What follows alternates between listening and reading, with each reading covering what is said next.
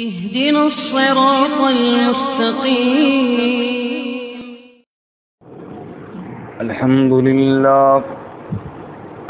لله وكفى والصلاة والسلام على خاتم الرسل وسيد الأنبياء وعلى آله وأصحابه الأتقياء. أما بعد فأعوذ بالله من الشيطان الرجيم. بسم الله الرحمن الرحيم. قد أفلح من تزكى وذكر اسم ربه فصلى بل تؤثرون الحياة الدنيا والآخرة خير وأبقى إن هذا لفي الصحف الأولى صحف إبراهيم وموسى. قد افلح من تزکا، یقیناً کامیاب ہوا وہ جس نے پاک کر لیا، وذکر اسم ربہ فصلی، اور ذکر کیا رب کے نام کو پس نماز پڑھی. بل تؤثرون الحیات الدنیا، بلکہ تم ترجیح دیتے ہو دنیا کی زندگی کو، والآخرۃ خیر وابقی، اور آخرت بہت بہتر ہے اور بہت باقی رہنے والی. ان ھذا لفی الصحف الاولی، بے شک یہ بات تو پہلے صحیفوں میں بھی ہے، صحف ابراہیم و موسیٰ، یعنی ابراہیم اور موسیٰ علیہ السلام کے صحیفوں میں. سبحان ربک رب العزت عما یصفون وسلام علی المرسلین والحمد للہ رب العالمین. اللہم صل علی محمد وعلی آل محمد کما صلیت علی ابراہیم وعلی آل ابراہیم انک حمید مجید. اللہم بارک علی محمد وعلی آل محمد کما بارکت علی ابراہیم وعلی آل ابراہیم انک حمید مجید. معزز سامعین، سورۃ الاعلی آیت نمبر 14 سے لے کر 19 تک تلاوت کی ہیں. اللہ تعالیٰ ان کے مطابق صحیح بیان کی توفیق عطا فرمائے، آمین، اور ہمیں قرآن و سنت پر عمل کرنے کی توفیق عطا فرمائے. آمین. گزشتہ سبق میں آپ حضرات نے سنا، رب العالمین نے فرمایا کہ اے میرے محبوب صلی اللہ علیہ وسلم، آپ نصیحت فرمائیں اگر نصیحت نفع دے. جس کے دل میں اللہ کا ڈر ہوگا وہ نصیحت حاصل کرے گا، اور بد نصیب نصیحت سے دور رہے گا، اور پھر وہ دوزخ کے عذاب بھگتتا رہے گا. اور آج کے سبق میں فرمایا کہ کامیاب کون ہوگا. فرمایا قد افلح من تزکا وذکر اسم ربہ فصلی. کامیاب انسان کی 3 صفات بیان فرمائیں.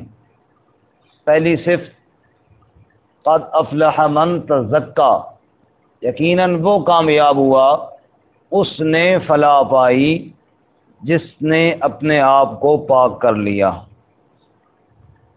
تزکیہ کر لیا. فرمایا کہ دلوں کی بیماریوں کی صفائی کا نام ہے تزکیہ.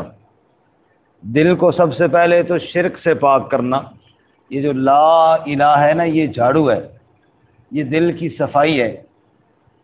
دل سے غیر اللہ کو نکالنا ہے، دل کے اندر اخلاص ہو، دل کے اندر اللہ تعالیٰ کی محبت ہو، اور دل کے اندر اللہ تعالیٰ کی ذات پر بھروسہ ہو، اور غیر پر بھروسہ دل سے نکل جائے، دل ہو جائے گا پاک۔ اگر دل کے اندر اللہ تعالیٰ کی ذات کے علاوہ غیر بھی ہے، نعوذ باللہ غیر کی محبت بھی ہے جیسے معبود کی ہونی چاہیے، اور جیسے اللہ کی ذات پر بھروسہ ہے ایسے غیر پر بھی بھروسہ ہے، کسی اور پر بھی ہے، دل پاک نہیں ہے۔ اللہ تعالیٰ فرماتے ہیں وَمِنَ النَّاسِ مَن يَتَّخِذُ مِن دُونِ اللَّهِ أَندَادًا يُحِبُّونَهُمْ كَحُبِّ اللَّهِ، بعض لوگ ایسے ہیں جنہوں نے اللہ کے ساتھ شریک بنا رکھے ہیں، يُحِبُّونَهُمْ كَحُبِّ اللَّهِ، اور ان سے ایسی محبت کرتے ہیں جیسی اللہ سے کرنی چاہیے، نعوذ باللہ۔ وَالَّذِينَ آمَنُوا أَشَدُّ حُبًّا لِلَّهِ، لیکن جو ایمان والے ہیں ان کے دل میں تو سب سے زیادہ محبت اپنے اللہ کی ہوتی ہے۔ تو اگر دل میں یہ کیفیت نہیں بنی کہ وہ معبود صرف اللہ کو سمجھتا ہے تو دل پاک نہیں ہے۔ پاک دل وہ ہے جو معبود صرف کس کو سمجھے؟ اللہ۔ اللہ فرماتے ہیں ما جعل اللہ لرجل من قلبین فی جوفی، کسی بندے کے دو دل ہم نے نہیں بنائے، ایک دل بنایا ہے۔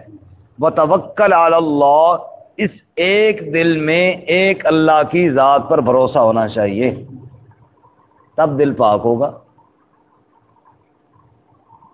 اسی لیے اللہ کی ذات پر بھروسہ، اللہ کی ذات پر یقین، یہ بنیاد ہے ایمان کی۔ رحمت کائنات صلی اللہ علیہ وسلم نے جو آداب سکھائے ہیں اپنے صحابہ اکرام کو کہ گھر سے باہر قدم رکھو تو کہو بسم اللہ توکلت علی اللہ، یعنی جو کام بھی میں کرنے لگا ہوں اس کام میں میرا بھروسہ کس کی ذات پر ہے؟ اللہ۔ یہ ہے دل پاک۔ غیر اللہ کی ذات پر ذرا بھی بھروسہ نہ ہو، اللہ کی ذات پر بھروسہ ہو۔ اور شیخ سعدی شیرازی نے اسی کو یوں بیان کیا موحد چ در پائے ریزی زرش، بگر شمشیر ہندی نہیں برسرش، امید و حراسش نباشت دکس، برینست بنیاد توحید بس۔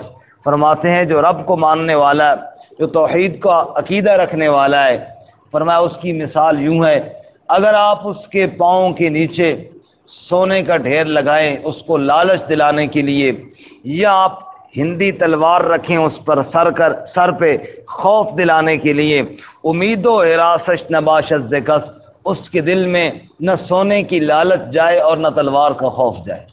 بری نست بنیاد و توحید بس، اس لیے کہ اس کی بنیاد توحید پر رکھی گئی ہے۔ وہ کہتا ہے نفع دینے والی ذات بھی اللہ کی ہے، نقصان دینے والی ذات بھی اللہ کی ہے۔ یہ ہے دل کی صفائی۔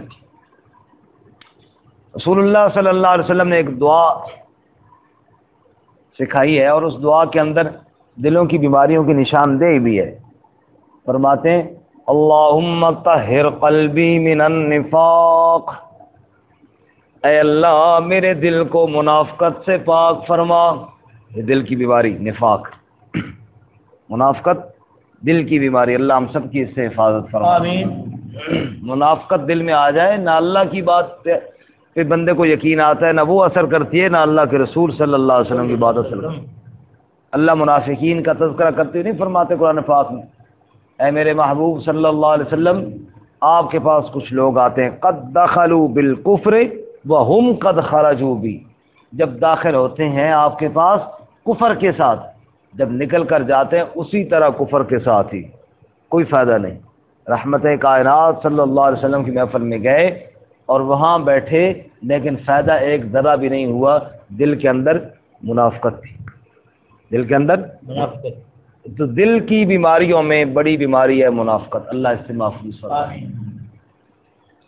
اللہ فرماتے ہیں نا وَمِنَ النَّاسِ مَن يَقُولُ آمَنَّا بِاللَّهِ وَبِالْيَوْمِ الْآخِرِ وَمَا هُمْ بِمُؤْمِنِينَ، بعض لوگ کہتے ہیں ہم اللہ پر ایمان لائے، آخرت پر ایمان لائے، لیکن وہ مومن نہیں۔ یخادعون اللہ والذین آمنوا وما یخدعون الا انفسهم وما یشعرون، سمجھتے یوں ہے کہ ہم نے اللہ کو دھوکہ دے رکھا ہے، نعوذ باللہ، ایمان والوں کو، حالانکہ نہ اللہ کو دھوکہ کسی نے دیا نہ ایمان والوں کو۔ وما یخدعون الا انفسهم، اپنے آپ کا ہی بیڑا غرق کر رہے ہیں اور احساس بھی کوئی نہیں۔ فی قلوبہم مرض، ان کے دلوں میں مرض ہے، یہ نفاق والا مرض، یہ مرض دل کی بیماری منافقت. فی قلوبہم مرض، ان کے دلوں میں مرض ہے، ان کے دلوں میں بیماری ہے. فزادہم اللہ مرضا، بس بڑھتی چلی گئی ان کی یہ بیماری. ولہم عذاب علیم، یہاں تک کہ دردناک عذاب میں ان کی بیماری ان کو لے جائے گی. اس لیے اللہ کے نبی نے دعا سے کہو اللہم طہر قلبی من النفاق، اے اللہ میرے دل کو نفاق سے پاک فرما دے، اے اللہ میرے دل کو مخلص فرما دے، منافقت سے یا اللہ میرے دل کو محفوظ فرما. وعملی من الریا، اے اللہ میرے عمل کو ریاکاری سے پاک فرما. دل منافقت سے پاک ہو جائے، عمل ریا سے پاک ہو جائے. وَلِسَانِي مِنَ الْكَذِبِ، اے اللہ میری زبان کو جھوٹ سے پاک فرما. وَعَيْنِي مِنَ الْخِيَانَةِ، اے اللہ میری آنکھ کو خیانت سے پاک فرما. فَإِنَّكَ تَعْلَمُ خَائِنَةَ الْأَعْيُنِ وَمَا تُخْفِي الصُّدُورُ، تو ہی آنکھوں کی خیانت کو بھی جانتا ہے، تو ہی دلوں میں چھپی ہوئی باتوں کو بھی جانتا ہے. اے اللہ پاک فرما دے ان ساری چیزوں کو، ان سب بیماریوں سے. اللہ فرماتے ہیں قد افلح من تزکا، جس نے پاک کر لیا دل کو شرک سے، پاک کر لیا دل کو ریا سے، پاک کر لیا دل کو منافقت سے، پاک کر لیا اپنے عمل کو دکھلاوے سے، پاک کر لیا آنکھوں کو خیانت سے، پاک کر لیا زبان کو جھوٹ سے. قد افلح من تزکا، یقیناً کامیاب ہو گیا وہ جس نے پاک کر لیا. اللہ ہمیں پاک کرنے کی توفیق عطا فرمائے. تو پہلی شرط صفائی، طہارت، کیونکہ جب تک طہارت اور پاکیزگی نہ ہو تب تک باقی کسی عمل کا فائدہ نہیں. وہی مثال کنویں والی، کنویں کے اندر جب تک کتا گر جائے اور اس کو نہ نکالا جائے تب تک جتنے مرضی پانی کی ڈول نکالو کنواں پاک نہیں ہوگا. پہلے اس کی طہارت کے لیے گند کو باہر نکالنا یہ شرط ہے. اس کے بعد جب وہ دل پاک ہو گیا اب وذکر اسم ربہ، دوسری شرط پھر رب کا نام ذکر کرے، رب کا تذکرہ کرے. جیسے ساری کائنات میں دنیا کے تذکرے ہو رہے ہیں، یہ بندہ اللہ کا تذکرہ کرنے والا بن جائے. ہر محفل میں اللہ کا تذکرہ، رب کی وحدانیت، رب کی توحید. فرمایا رسول اللہ صلی اللہ علیہ وسلم نے اکثروا ذکر اللہ، اللہ کا ذکر کثرت سے کرو، زیادہ کرو. کتنا یا رسول اللہ؟ کا حتی یقال کا مجنون، یہاں تک کہ لوگ مجنون سمجھنا شروع کریں. اور یار اس نے اور گلانی کوئی نہیں، جہاں بات ہوتی ہے یہ اللہ کی بڑائی بیان کرنا شروع کر دیتا ہے، اللہ کی توحید کو بیان کرنا شروع کر دیتا ہے. اتنا فرمایا اللہ کا ذکر کرو کثرت کے ساتھ. یا ایھا الذین آمنوا اذکروا اللہ ذکرا کثیرا، اے ایمان والو اللہ کا ذکر کثرت کے ساتھ کرو. تسبیحات بھی اللہ کا ذکر ہے، سبحان اللہ، الحمدللہ، اللہ اکبر، یہ بھی اللہ کا ذکر ہے. لیکن زیادہ بڑا ذکر یہ ہے کہ ہر محفل میں لوگوں کو اللہ تعالیٰ کی بڑائی سمجھائی جائے. اللہ تعالیٰ کی، جو لوگ غافل ہیں نا ان کو اللہ کی طرف توجہ دلائی جائے. بھائی اللہ تعالیٰ کی ذات کے اوپر کامل یقین رکھو اور اللہ تعالیٰ سے مانگو اور اللہ تعالیٰ کے سامنے جھکو اور اللہ کی عبادت کرو. فرمایا کہ ہر محفل میں اللہ کی طرف بلانے والا اور اللہ تعالیٰ کا ذکر کرنے والا یہ اللہ کو بہت پسند ہے. حدیث پاک میں آتا ہے رسول اللہ صلی اللہ علیہ وسلم نے ارشاد فرمایا حدیث قدسی میں کہ اللہ تعالیٰ فرماتے ہیں اگر میرا بندہ مجھے دل میں یاد کرتا ہے تو میں بھی اس کو دل میں یاد کرتا ہوں. سبحان اللہ. اور اگر وہ کسی مجمع میں میرا ذکر کرتا ہے تو میں اس مجمع میں جس میں اس نے میرا ذکر کیا ہے نا اس سے بہتر مجمع یعنی فرشتوں کے مجمع میں اپنے بندے کا ذکر کروں گا. سبحان اللہ. فاذکرونی اذکرکم، تم مجھے یاد کرو میں تمہیں یاد کروں گا. سبحان اللہ. تو اللہ تعالیٰ یاد کرے یہ کوئی تھوڑی بات ہے. وَاشْكُرُوا لِي وَلَا تَكْفُرُونَ، مجھے یاد کیسے کرنا ہے؟ کہ میرا شکر کرو اور میری ناشکری ہرگز نہ کرو. تو دوسری صفت فرماتے ہیں دل پاک ہو گیا اور پھر اللہ کا تذکرہ، پھر زبان بھی اللہ کے ذکر میں رہے. یہ جو اللہ تعالیٰ کی بڑائی زبان پر جاری رہتی ہے نا اس کے بھی بہت بڑے اثرات ہیں اور دل اللہ کی طرف متوجہ رہتا ہے. رسول اللہ صلی اللہ علیہ وسلم نے ارشاد فرمایا، ایک صحابی نے پوچھا جو مجھے کوئی نصیحت کرے فرمایا اپنی زبان کو ذکر سے تر رکھ، اپنی زبان کو خشک نہ ہونے دے اللہ تعالیٰ کے ذکر سے۔ تو زبان جب ذکر الہی کے ساتھ تر رہے گی، دل بھی متوجہ رہے گا۔ اللہ ہمیں یہ بھی نصیب فرمائے، آمین۔ اور اہل جنت جب جنت میں جائیں گے انہیں کسی چیز کا افسوس نہیں ہوگا بجز اس کڑی کے جو دنیا میں اللہ کے ذکر کے بغیر گزاری۔ کاش تھوڑا اللہ کا ذکر اور کر لیتے، جنت میں درجے اونچے ہو جاتے۔ فرمایا وذکر اسم ربہ، پھر اللہ تعالیٰ کا نام کا ذکر بھی کیا، فصلی، اور نماز پڑھی۔ کیا کیا جی؟ نماز پڑھی۔ نماز جو ہے فرمایا الصلاۃ معراج المؤمن، نماز مومنین، الصلاۃ معراج المؤمنین، نماز ایمان والوں کی معراج ہے، بلندی ہے۔ فرمایا کہ رسول اللہ صلی اللہ علیہ وسلم کو معراج کا معنی یہی ہے کہ چڑھنا، سیڑھیوں پہ اوپر چڑھنا، درجات کے اوپر چڑھنا۔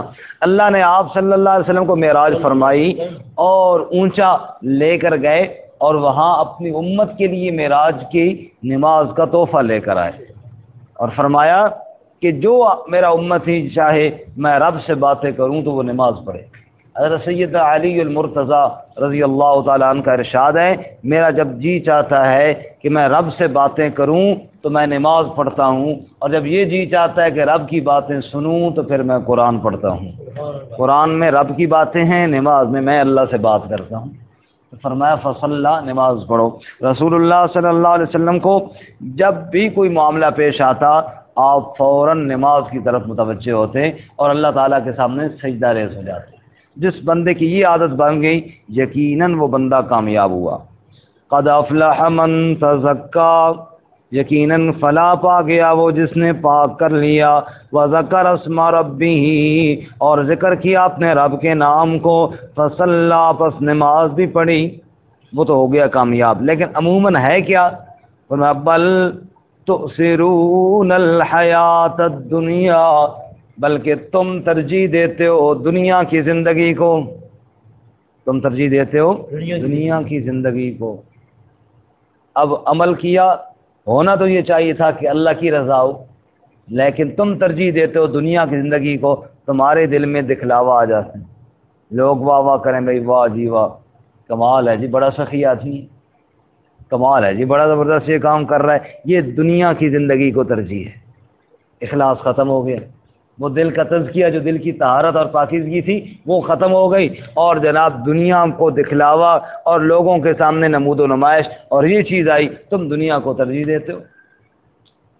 اور فرمایا ذکر اسم ربی، رب کا ذکر کرنا تھا، تمہاری زبانوں پہ دنیا کے تذکرے آ گئے۔ ہم خود دیکھ لیجیے ہماری محفلوں میں، ہمارے گھروں میں، ہماری گپ شپ میں اللہ کا ذکر کتنا ہوتا ہے اور مخلوق کا ذکر کتنا ہوتا ہے۔ تو فرمایا تم نے دنیا کی زندگی کو ترجیح دے دی۔ فصلی، نماز، نماز پڑھو گے تو آخرت میں بڑا اجر ملے گا، اور دنیا میں دکان تو بند کرنی پڑے گی، لیکن تم دنیا کو ترجیح دیتے ہو کہ جناب اگر نماز کے لیے جائیں تو اتنا نقصان ہو جائے گا۔